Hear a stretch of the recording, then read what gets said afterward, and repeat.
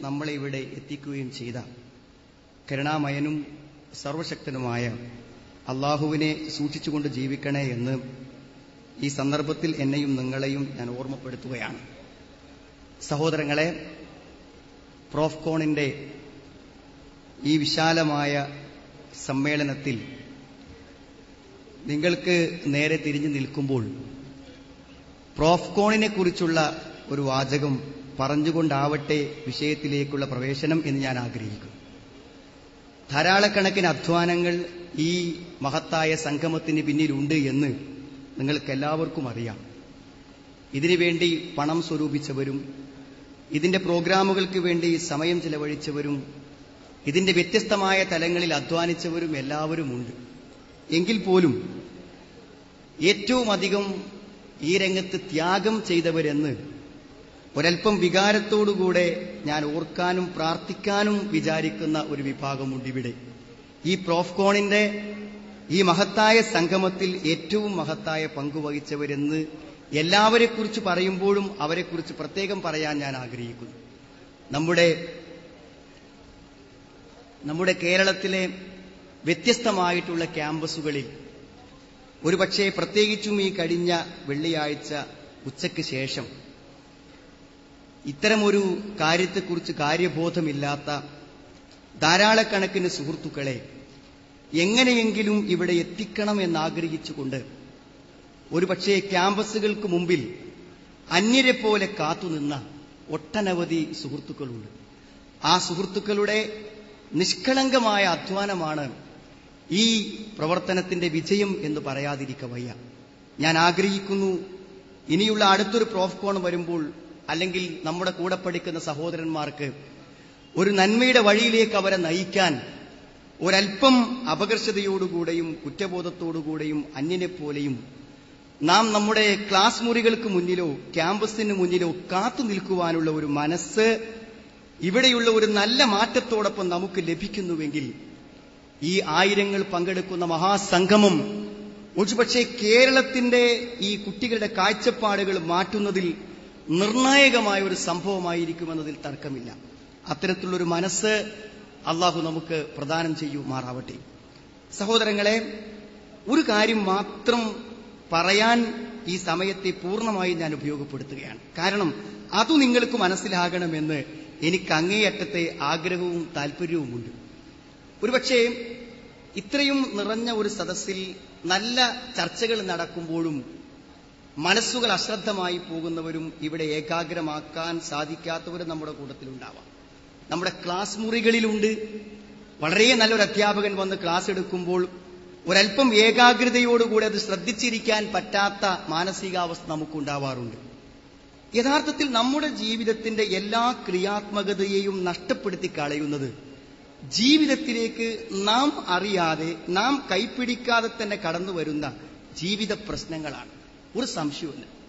എത്ര മനസ്സിൽ നിന്ന് മാറ്റാൻ ശ്രമിച്ചാലും മാറി നിൽക്കാതെ ജീവിതത്തിന്റെ ഓരോ സന്ദർഭങ്ങളിലും നാം ഭക്ഷണം കഴിക്കുമ്പോഴും നാം പുസ്തകം മറിച്ച് പഠിക്കാൻ ശ്രമിക്കുമ്പോഴും നാം ഒരു പ്രാർത്ഥനയ്ക്ക് വേണ്ടി കൈകെട്ടി നിൽക്കുമ്പോഴും നാം ഒരു തമാശയിലോ കളിയിലോ ഇരിക്കുമ്പോൾ പോലും മനസ്സിന്റെ ഉള്ളിലേക്ക് നാം ആഗ്രഹിക്കാതെ കടന്നു വന്നുകൊണ്ടിരിക്കുന്ന നമ്മുടെ കുടുംബരംഗത്തോ വ്യക്തിജീവിത രംഗത്തോ എവിടെയെങ്കിലും നിലകൊള്ളുന്ന നാം ഒരു പ്രശ്നമായി കാണുന്ന ഒരു പ്രശ്നം ജീവിതത്തിലുണ്ടെങ്കിൽ സഹോദരങ്ങളെ, ഈ പറഞ്ഞ സമയക്രമവും എന്ത് പാലിച്ചാലും നമുക്ക് നമ്മളെ നിയന്ത്രിച്ചു കൊണ്ടുപോകാൻ പറ്റാത്ത ഒരു നിസ്സഹായാവസ്ഥ ജീവിതത്തിൽ അനുഭവപ്പെടാറുണ്ട്.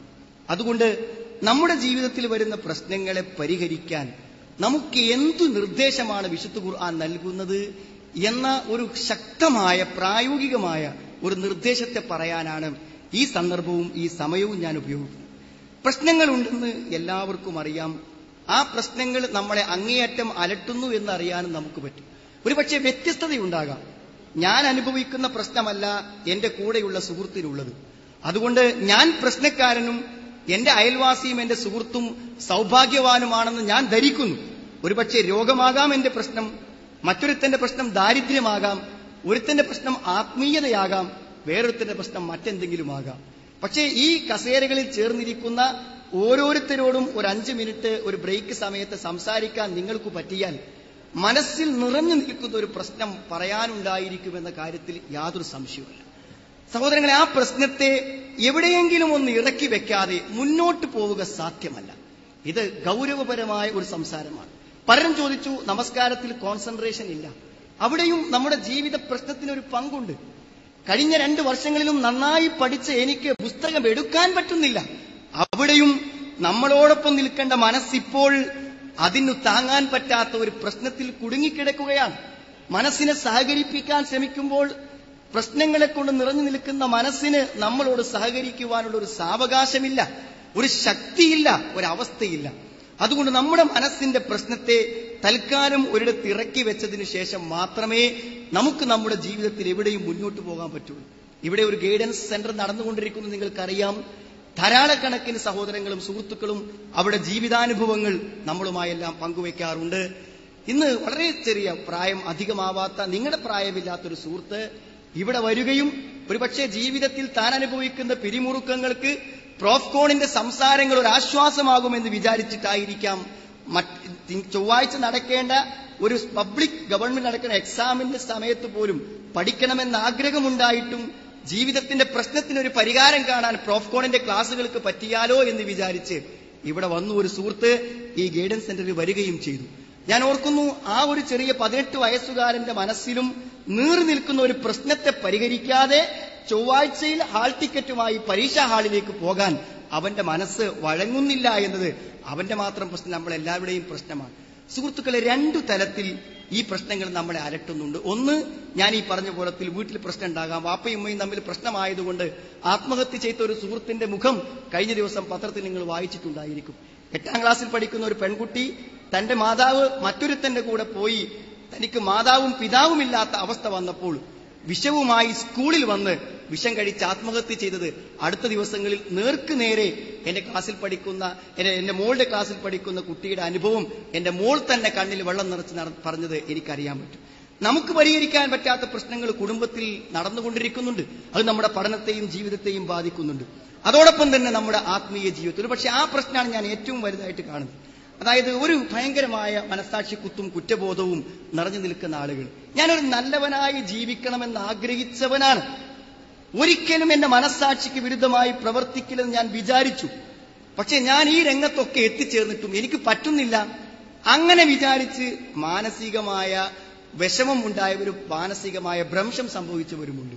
ഒരുപക്ഷെ ഇന്ന് ആളുകളെ ഈ പ്രോഫ്കോണിനെ തെറ്റിദ്ധരിക്കത്തക്ക വിധത്തിലുള്ള പലപ്പോഴും സംസാരങ്ങൾ നാടുകളിൽ നടന്നുകൊണ്ടിരിക്കുന്നു. നിങ്ങൾ കേട്ട് കാണും, എന്ത് ആത്മീയമായ രംഗത്തേക്ക് കുട്ടികളെ കൊണ്ടുപോയി മാനസിക രോഗികളാക്കുന്നു എന്ന ഒരു ആക്ഷേപം പലപ്പോഴും പറഞ്ഞു കേൾക്കാറുണ്ട്.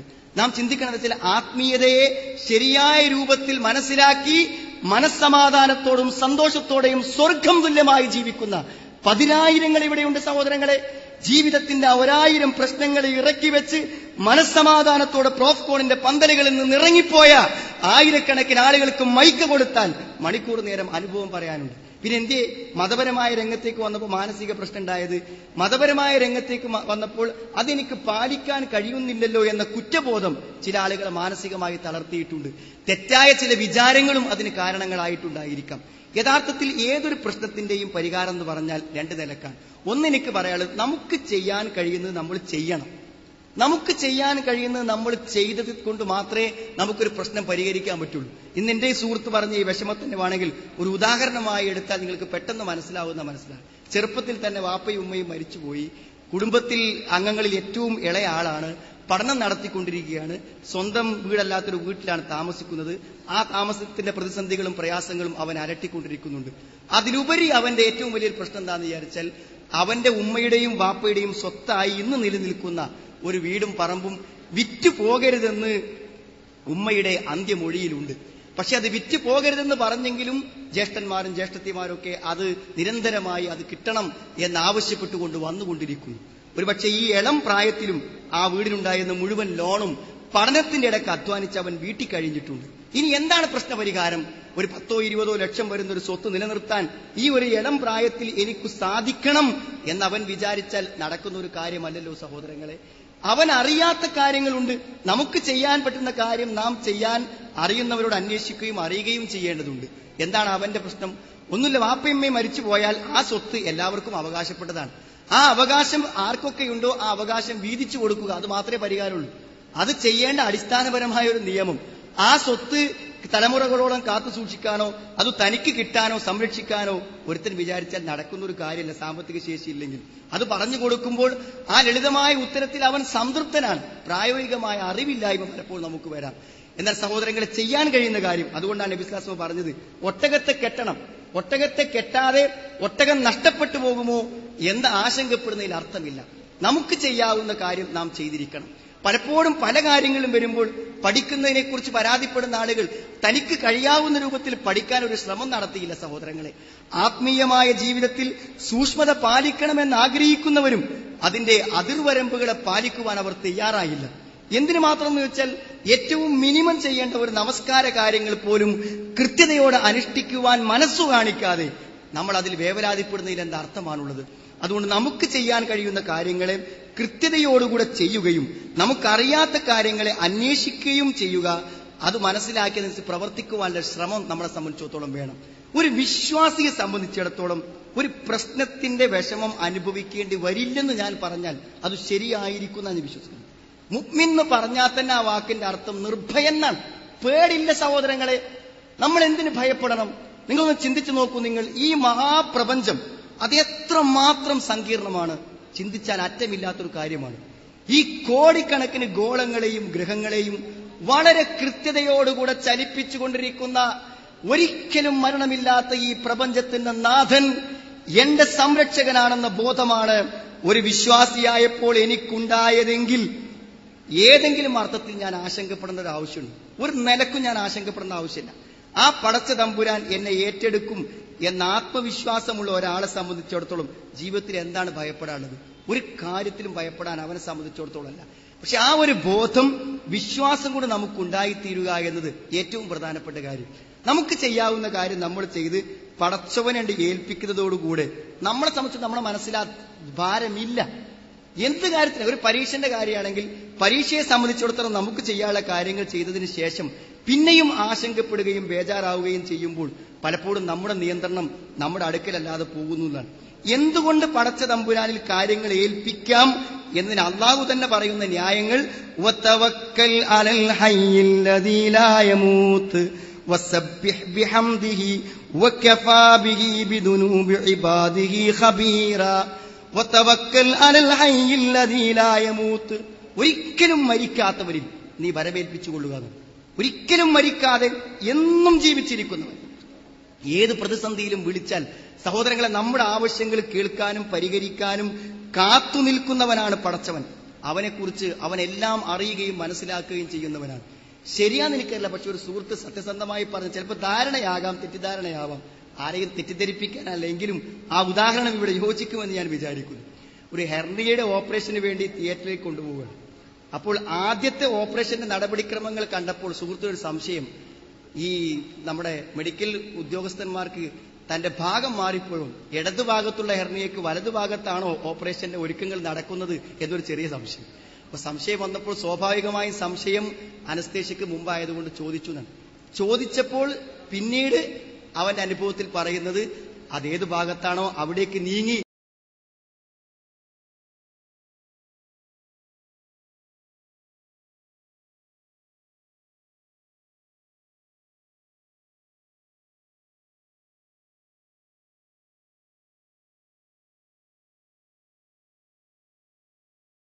അറിയുന്ന, മനസ്സറിയുന്ന, എല്ലാം അറിയുന്നു.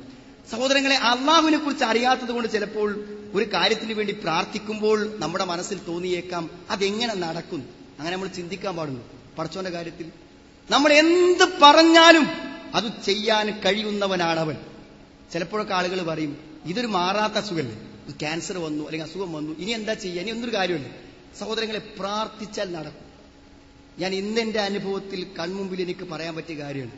എന്ന് പറഞ്ഞാൽ 15 വർഷമായി ഒരു കുട്ടിയില്ല എന്ന വിഷമത്തിൽ, ആ വിഷമത്തിന്റെ മാക്സിമത്തിലെത്തിയ ആളുകൾ എന്ന് പറഞ്ഞാൽ വെറുതെ ഇരുന്നു കരയാം. പ്രായമായ ആളുകൾ ഒരു കുഞ്ഞില്ലാത്തൊരു ജീവിതത്തെക്കുറിച്ച് ഉൾക്കൊള്ളാൻ കഴിയാതെ ഡോക്ടർമാർ 2-3 പ്രാവശ്യം വിക്സി നടത്തി അങ്ങേയറ്റത്തെ ചികിത്സയുടെ പ്രയാസങ്ങൾ അനുഭവിച്ച അവസാനം ഒരു ഡോക്ടർ പറഞ്ഞു, നിങ്ങളൊരു വിശ്വാസിയല്ലേ, നിങ്ങൾക്ക് ഇനി ഒരു ചികിത്സയും ചെയ്യുന്നില്ല, എല്ലാ ചികിത്സയും പരാജയപ്പെട്ടു, എനിക്ക് ദൈവം ഒരു കുഞ്ഞിനെ തരും എന്നൊന്ന് മനസ്സിൽ വെച്ച് നിങ്ങൾക്ക് ചോദിച്ചാൽ അവന് കഴിയില്ലേ അതിന്?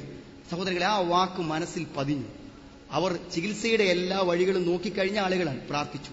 ഇന്നൊരു കുഞ്ഞുണ്ട്, ഒരു പക്ഷേ ഒരു മാസമോ 2 ആഴ്ചയോ ഒക്കെ ആ കുട്ടിക്ക് പ്രായമുണ്ടാവും. ആ കുട്ടിയെ കളിപ്പിച്ചിരിക്കുകയാണ് ഇപ്പോൾ ആ മാതാവ്. സഹോദരങ്ങളെ, ആത്മാർത്ഥമായി എന്റെ റബ്ബ് എനിക്ക് തരും എന്ന് പറഞ്ഞ് ചോദിക്കാനാ പറഞ്ഞു. ആ മനസ്സിന്റെ സമർപ്പണത്തിന്റെ ബോധം ഇമാം ബുഖാരിയുടെ ഹദീസ് വായിക്കുമ്പോൾ നമുക്ക് ആ വൈകാരികത മുറ്റി നിൽക്കും നമ്മുടെ മനസ്സിൽ. അതായത് ശരിക്കും കത്തിജ്വലിക്കുന്ന അഗ്നിജ്വാലകൾക്ക് മുന്നിലേക്ക് ഇബ്രാഹിം നബി അലൈഹി ഇസ്ലാമിനെ പിടിച്ചിടുമ്പോൾ എന്തെങ്കിലും ചെയ്യാണ്ടോ എന്നാ ജിബ്രീൽ ചോദിക്കണം. എന്തെങ്കിലും ചെയ്യണം, രക്ഷപ്പെടുത്താൻ എന്തെങ്കിലും നടപടിക്രമങ്ങൾ. സഹോദരങ്ങളെ, തീയിന്റെ ശക്തിയെക്കുറിച്ച് അറിയാഞ്ഞിട്ടല്ല, തീയിന്റെ ഭീകരതയെക്കുറിച്ച് അറിയാഞ്ഞിട്ടല്ല, ഹസ്ബുനല്ലാഹ്, എനിക്ക് അല്ലാഹു മതി എന്ന ആ സമയത്ത് പറയാം. പടച്ചോനിടത്തൊരു പരിഹാരം ഉണ്ടാവും. എന്തായിരുന്നു സഹോദരങ്ങളെ ആ പരിഹാരം?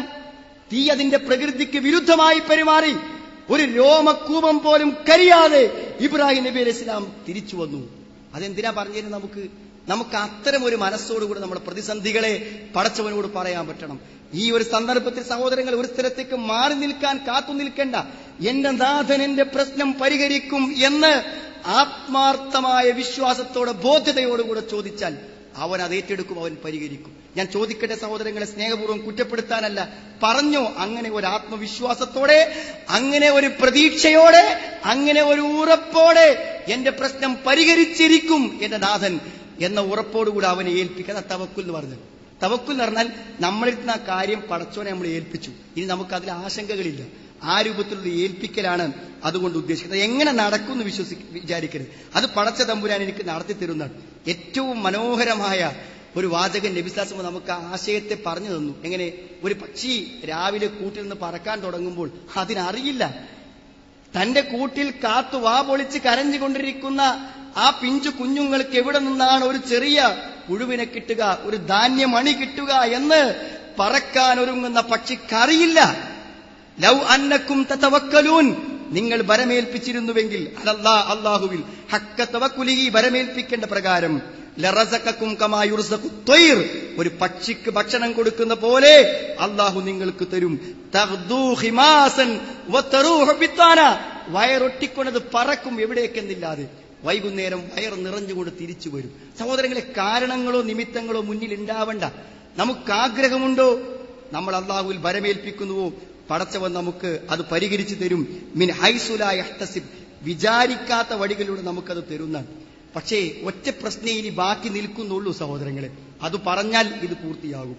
നമ്മുടെ പ്രശ്നങ്ങൾക്കൊക്കെ പരിഹാരമുള്ള കരുണാവാരിധിയായ എല്ലാം കണ്ടുകൊണ്ടിരിക്കുന്ന നാഥനെ പരമേൽപ്പിക്കാൻ നമ്മുടെ മനസ്സാക്ഷിയുടെ ഒരു സമ്മതക്കുറവ് മാത്രം. എന്താണ്? ഞാനും പടച്ചോനും തമ്മിലുള്ള ബന്ധം അത്ര സുതാര്യമല്ല. സഹോദരങ്ങളെ, മനസ്സാക്ഷി പറയുന്നുണ്ടോ? അത് പറയാൻ നല്ല സാധ്യതയുണ്ട്. കാരണം എന്താ?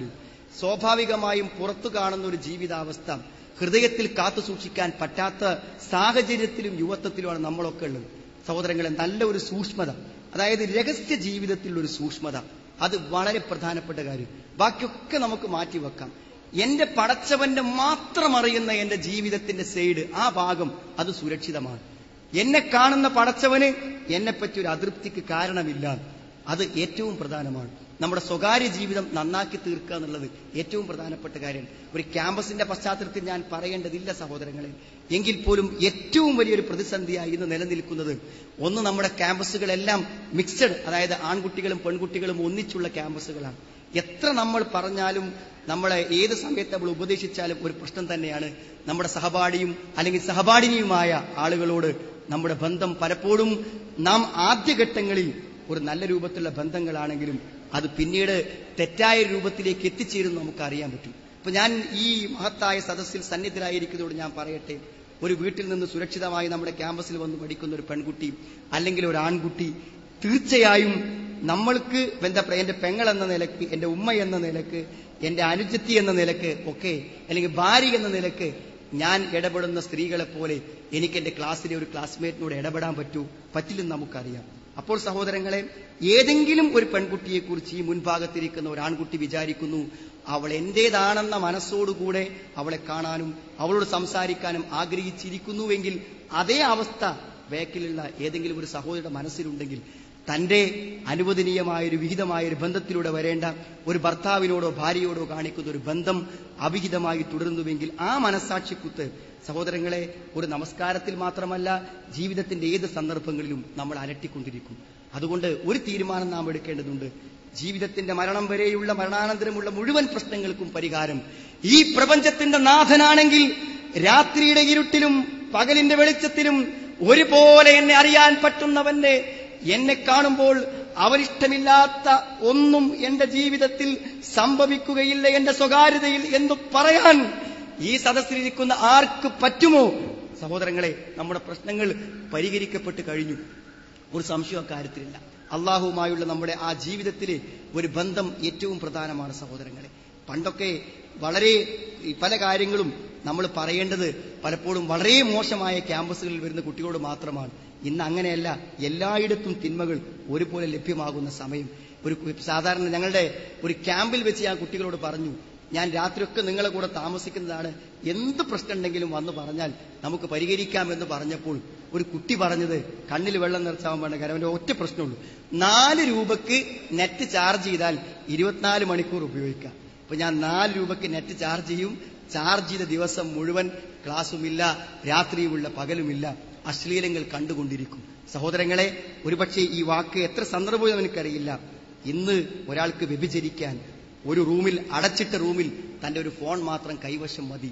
ഇങ്ങനത്തെ തിന്മകൾ ആരും കാണാതെ ആരും അറിയാതെ നമ്മുടെ ഒറ്റയ്ക്കിരിക്കുന്ന ബെഡ്റൂമിൽ എല്ലാം സാധ്യമാകുന്ന കാലഘട്ടത്തിൽ അല്ലാഹുവേ നീ അറിയുമല്ലോ, നീ കാണുമല്ലോ എന്ന വിചാരത്തിലല്ലാതെ സഹോദരങ്ങളെ ഒരു തിന്മയെയും നിയന്ത്രിക്കാനാവില്ല. അതുകൊണ്ട് എനിക്കെല്ലാം സമർപ്പിക്കേണ്ട ഒരു രോഗത്തിന്റെ മുന്നിൽ ഞാൻ എന്റെ രോഗത്തിന്റെ മാറ്റത്തിന് ആവശ്യപ്പെടേണ്ട, ഒരു പ്രതിസന്ധിയിൽ ഞാൻ കൈ ഉയർത്തേണ്ട, എന്റെ ജോലിയിലും എന്റെ പരീക്ഷയിലും എന്റെ ദാമ്പത്യത്തിലും എല്ലാം എന്നെ കടാക്ഷിക്കേണ്ട എന്റെ റബ്ബ് എന്നെക്കുറിച്ച് തൃപ്തനാണ് എന്ന് പറയാൻ നമുക്ക് പറ്റിയാൽ സഹോദരങ്ങളെ അത് സന്തോഷകരവും ആഹ്ലാദകരവുമായ ഒരു ജീവിതമായിരിക്കും. അതുകൊണ്ട് നമ്മുടെ പ്രശ്നത്തിന്റെ മുഴുവൻ പരിഹാരം നമ്മുടെ വിശ്വാസമാണ്, അള്ളാഹുള്ള ഭരമേൽപ്പിക്കലാണ്. എല്ലാം അറിയുന്ന, എല്ലാറ്റിനും കഴിയുന്ന സമുദ്രങ്ങളെ 2 നിർത്തി വഴിയൊരുക്കി കൊടുത്തു മൂസാ നബി അലൈഹിസ്സലാമിന്. സഹോദരങ്ങളെ, ദാഹത്തിന്റെ കാഠിന്യത്താൽ പാറയിൽ നിന്നും വെള്ളം ഒഴുക്കി കൊടുത്തു. 300 കൊല്ലം അള്ളാഹുവിൽ വിശ്വസിച്ചതിന്റെ പേരിൽ ഉറങ്ങാൻ ഉറക്കിക്കിടത്തി ഒന്നും സംഭവിക്കാതെ സുരക്ഷിതത്വത്തോടുകൂടെ 3 നൂറ്റാണ്ട് ഗുഹാവാസികളെ ഉറക്കിക്കിടത്തിയ നാഥൻ അവൻ തന്നെയാണ് ഇന്നും ജീവിച്ചിരിക്കുന്ന നമ്മുടെ രക്ഷിതാവ്. അതുകൊണ്ട് മരണമില്ലാത്ത അന്നും ഇന്നും എന്നും ലോകത്ത് വന്ന മുഴുവൻ സൃഷ്ടിജാലങ്ങളുടെയും സംരക്ഷകനായ ആ പടച്ച തമ്പുരാനിൽ വിശ്വസിക്കുന്നവരെന്ന നിലയ്ക്ക് ജീവിതത്തിലെ ആശങ്കകൾ അവനു കൈമാറി നമ്മുടെ ജീവിതത്തെ കൂടുതൽ വിശുദ്ധമാക്കി മുന്നോട്ടു പോകാൻ ആഗ്രഹിക്കുക, ആത്മാർത്ഥമായി പ്രാർത്ഥിക്കുക. നമുക്ക് ഇങ്ങനെ പറയാൻ ഞാൻ തുടക്കത്തിൽ ഓതി വെച്ച ആയത്ത്, കുൽ നബിയെ പറഞ്ഞോ, ലൻ യുസീബന ഞങ്ങൾക്ക് വരുകയില്ല, ഇല്ലാ മാ കതബല്ലാഹു ലനാ അല്ലാഹു നിശ്ചയിച്ചതല്ലാതെ ഒന്നും ഞങ്ങൾക്ക് വരില്ല. ഹുവ മൗലാന അവൻ ഞങ്ങളുടെ രക്ഷകനാണ്. ഞങ്ങളുടെ രക്ഷകനായ നാഥൻ തീരുമാനിക്കാത്തതൊന്നും ഞങ്ങൾക്ക് സംഭവിക്കുകയില്ല. അല്ലാഹുവിൽ ഫല്യതവക്കലിൽ മുഅ്മിനൂൻ സത്യവിശ്വാസികൾ ഭരമേൽപ്പിക്കട്ടെ എന്ന തൗബ സൂറത്തിലെ 51-ാമത്തെ വചനം നമ്മുടെ മനസ്സിലുണ്ടാവട്ടെ. സഹോദരങ്ങളെ, ജീവിതത്തിന്റെ ഏത് പ്രതിസന്ധികളെയും പ്രശ്നങ്ങളെയും അള്ളാഹുവിന് കൈമാറി സ്വതന്ത്രമായ ഭാരം കുറഞ്ഞൊരു മനസ്സോടുകൂടെ നമ്മുടെ പഠനത്തിലും ആത്മീയതയിലും കുടുംബജീവിതത്തിലും നമ്മുടെ എല്ലാ നന്മകളിലും ആവേശത്തോടുകൂടെ നിരാശയില്ലാതെ അശ്രദ്ധയില്ലാതെ ക്ഷീണമില്ലാതെ ആവേശത്തോടെ മുന്നോട്ട് പോകുവാൻ നമുക്ക് അള്ളാഹു നമ്മളെ സഹായിക്കുമാറാവട്ടെ. ഈ പ്രോഫ്കോൺ നമ്മുടെ ജീവിതത്തിലെ ഒരു വഴിത്തിരിവാകുമാറാവട്ടെ. നന്മയുടെ പാഠങ്ങളും ജീവിത വിശുദ്ധിയുടെ മാർഗദർശനങ്ങളും നമുക്ക് നൽകുന്ന ഈ മഹത്തായ സംഗമത്തിന് പിന്നിൽ അധ്വാനിച്ചവർക്ക് അള്ളാഹു മഹത്തായ പ്രതിഫലം പ്രദാനം ചെയ്യുമാറാവട്ടെ. റബ്ബന ആതിനാ ഫിദ്ദുനിയ ഹസന വഫിൽ ആഖിറതി ഹസന വഖിനാ അദാബന്നാർ വൽഹംദുലില്ലാഹി റബ്ബിൽ ആലമീൻ. അല്ലാഹുമ്മ സ്വല്ലി അലാ.